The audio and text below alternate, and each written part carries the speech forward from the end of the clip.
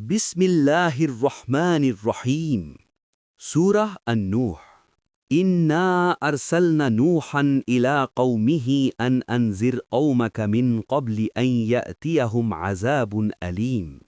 নিশ্চয়ই আমি নূহকে তার সম্প্রদায়ের কাছে পাঠিয়েছিলাম এই নির্দেশ দিয়ে যে তোমার সম্প্রদায়ের ওপর কোনো যন্ত্রণাদায়ক শাস্তি আসার আগেই তুমি তাদেরকে সতর্ক করো। ক্বালা ইয়া কওমি ইন্নী লাকুম নাযীরুম মুবিন। সে বলল, হে আমার সম্প্রদায়, নিশ্চয়ই আমি তোমাদের জন্য একজন স্পষ্ট সতর্ককারী। আনি'বুদুল্লাহা ওয়াত্তাকুহু ওয়া আতিউনি। তাহলে তিনি তোমাদের পাপসমূহ ক্ষমা করে দেবেন এবং এক নির্দিষ্ট সময় পর্যন্ত তোমাদের অবকাশ দেবেন। নিশ্চয়ই আল্লাহর নির্ধারিত সময় যখন এসে যায় তখন তার পেছানো হয় না, যদি তোমরা তা জানতে। ক্বালা রব্বি ইন্নী দাআউতু কওমি লাইলান ওয়া নাহারা। সে বলল, হে আমার রব, নিশ্চয়ই আমি আমার সম্প্রদায়কে দিনে ও রাতে ডেকেছি। ফালাম ইয়াজিদহুম দুআই ইল্লা ফিরারা। কিন্তু আমার ডাক তাদের পলায়ন প্রবণতাই কেবল বৃদ্ধি করেছে। ওয়া ইন্নী কুল্লামা দাআউতুহুম লিতাগফিরা লাহুম জাআলু আসাবিআহুম ফি আযানিহিম ওয়াস্তাগশাউ সিয়াবাহুম ওয়া আসররু ওয়াস্তাকবারু ইস্তিকবারা। আর যখনই আমি তাদেরকে ডেকেছি যেন আপনি তাদেরকে ক্ষমা করেন, তখনই তারা নিজেদের কানে আঙুল ঢুকিয়ে দিয়েছে, নিজেদেরকে পোশাকে আবৃত করেছে, জেদ করেছে এবং চরম অহংকার প্রদর্শন করেছে। আজকে আমরা কোরআনের ৭১ নম্বর সূরা থেকে এক দারুণ শক্তিশালী কাহিনী নিয়ে কথা বলবো। এটি এমন একজন বার্তাবাহকের গল্প যিনি শত শত বছর ধরে তার সম্প্রদায়কে ডেকেছিলেন। এই কাহিনীটা হচ্ছে লেগে থাকার, প্রত্যাখ্যাত হওয়ার আর সবশেষে কর্মফলের এক অসাধারণ গল্প। ভাবুন তো একবার, কাহিনীটার শুরুই হচ্ছে নূহ আলাইহিসসালামের একটা ব্যক্তিগত আরতি দিয়ে, যা তার সংগ্রামের গভীরতাটা একেবারে স্পষ্ট করে দেয়।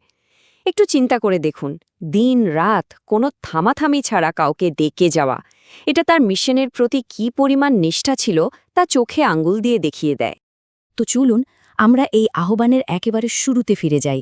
তার মিশনটা ঠিক কী ছিল, আর এর বিনিময়ে তিনি তার লোকদেরকে কী এমন প্রস্তাব দিয়েছিলেন যা ছিল এক কথায় অসাধারণ। আসুন সেই আলোচনা শুরু করি।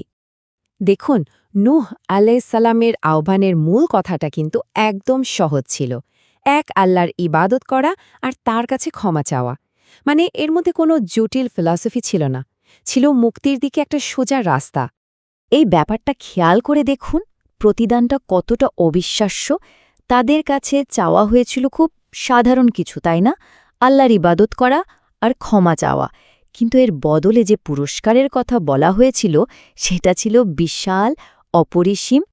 তাহলে তওবা করলে ঠিক কি কি পাওয়ার কথা ছিল? পুরস্কারগুলো ছিল এক কথায় অভাবনীয়। শুধু অতীতের পাপের ক্ষমাই নয়, সাথে ছিল অঢেল বৃষ্টি, ধন সম্পদ, সন্তান সন্ততি, মানে একটা সমৃদ্ধ আর প্রাচুর্যের জীবন। আর এই সব কিছুই কিন্তু ছিল তাদের হাতের নাগালে, শুধু একটুখানি বিশ্বাসের বিনিময়ে। কিন্তু এত অসাধারণ একটা প্রস্তাব পাওয়ার পর নূহের সম্প্রদায় কি করল? কাহিনীটা এখানেই একটা নাটকীয় মোড় নেয়। কারণ তারা শুধু এই প্রস্তাবটা ফিরিয়েই দেয়নি, বরং উঠে পড়ে এর বিরোধিতা শুরু করে। ব্যাপারটা এমন না যে তারা শুধু না বলে দিয়েছিল, তাদের এ প্রত্যাখ্যান ছিল চরম, একেবারে চূড়ান্ত। তারা যেন সত্যের সামনে একটা নিশ্ছিদ্র দেওয়াল তুলে দিয়েছিল, আলোচনার সব দরজা বন্ধ করে। তারা ঠিক কি কি করেছিল একবার ভাবুন তো। তারা কানে আঙুল দিত যাতে সত্যের ডাকটা শুনতেই না হয়, কাপড় দিয়ে নিজেদের এমনভাবে ঢেকে ফেলত যাতে সত্যটা চোখেই না পড়ে। আর সবকিছুর উপরে ছিল তাদের অহংকার আর অবিশ্বাসে অটল থাকা। মানে আলোচনার কোনো পথই তারা খোলা রাখেনি।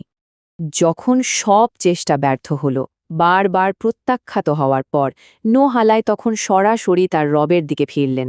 তিনি তার সব চেষ্টার কথা, তার সম্প্রদায়ের এই লাগাতার পাপের কথা সব কিছু আল্লাহর কাছে খুলে বললেন। আর তার এই আবেদনে পরিষ্কার হয়ে যায় যে তার চেষ্টাটা কতটা ব্যাপক ছিল।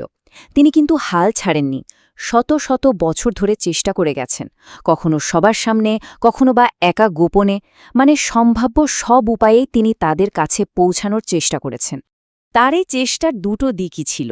একদিকে তিনি যেমন বড় বড় সমাবেশে সবার সামনে ডেকেছেন, ঠিক তেমনি আবার ব্যক্তিগতভাবে একা একাও তাদের বোঝানোর চেষ্টা করেছেন। তিনি কিন্তু আলোচনার কোনো রাস্তাই বন্ধ করেননি। কিন্তু প্রশ্ন হল, এত চেষ্টার পরেও কেন সব ব্যর্থ হল? এর পেছনের মূল কারণটা ছিল একটাই, তারা তাদের বাপ-দাদাদের পুজো করা মূর্তিগুলোকে কিছুতেই ছাড়তে রাজি ছিল না। তাদের পরিচয়, তাদের ঐতিহ্য সবকিছুই যেন এই মিথ্যা উপাসনার সাথে জড়িয়ে গিয়েছিল। কুরআনে কিন্তু নির্দিষ্ট করে 5টা মূর্তির নাম উল্লেখ করা হয়েছে যাদের তারা পূজা করত: ওয়াদ, সুয়া, ইয়াগুস, ইয়াউক আর নাসর। এই নামগুলো দিয়ে আসলে তাদের শিরকের গভীরতাটা বোঝানো হয়েছে। তারা এক আল্লাহকে ছেড়ে এসব নিষ্প্রাণ মূর্তিকেই আঁকড়ে ধরেছিল। তো শত শত বছরের এই চেষ্টা আর প্রত্যাখ্যানের পর কাহিনীটা এবার এগোচ্ছে তার চূড়ান্ত পরিণতির দিকে।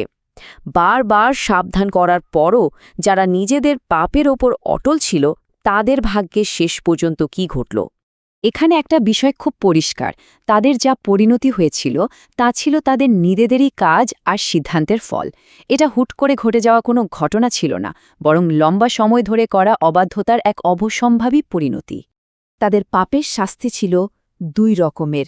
দুনিয়াতে তাদের অবাধ্যতার ফল হিসেবে এসেছিল এক মহাপ্লাবন, যাতে তারা ডুবে গিয়েছিল, আর পরকালের জন্য তাদের শাস্তি ছিল আগুন। আর ঠিক তখনই শত শত বছরের ব্যর্থ চেষ্টার পর নূহ আলাইসাল্লাম এই চূড়ান্ত প্রার্থনাটি করেন। এটা ছিল পৃথিবীকে অবিশ্বাস থেকে পবিত্র করার জন্য এক শেষ আবেদন, যখন আর কোনো আলোচনার সুযোগই ছিল না। কিন্তু এই প্রার্থনার আরও একটা দারুণ দিক আছে, যেটা আমাদের খেয়াল করতে হবে। এটা শুধু ধ্বংসের জন্যই ছিল না।